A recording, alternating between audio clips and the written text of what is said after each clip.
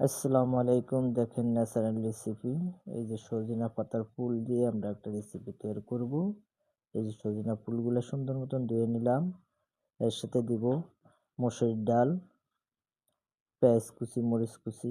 মসুর ডালগুলো এভাবে বেটে নিতে হবে। বেটে নেওয়ার পরে আপনি এই যে একটা পানিতে নিয়ে প্রয়োজনীয় মসল্লা দিবেন। এই যে পেঁয়াজ কুচি দিয়ে দিলাম, মরিচ কুচি দিয়ে দিলাম, লবণ দিয়ে দিলাম স্বাদ মতন। তারপর মরিচের গুঁড়ি দিলাম, জিরার গুঁড়ি, এই যে জিরা গুঁড়ি দিলাম।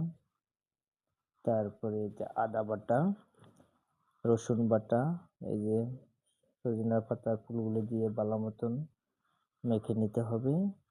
মেখে নেওয়ার পরে কিছু আটার গুঁটি বা ময়দার গুঁড়ি দিতে পারেন, এটা ভালোই হবে।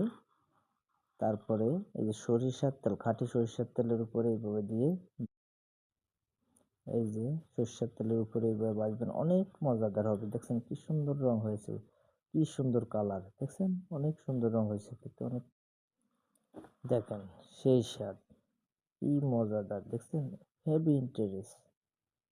এটাতে আপনার শরীরে অনেক উপকার হয়, অনেক সুস্বাদু জিনিস।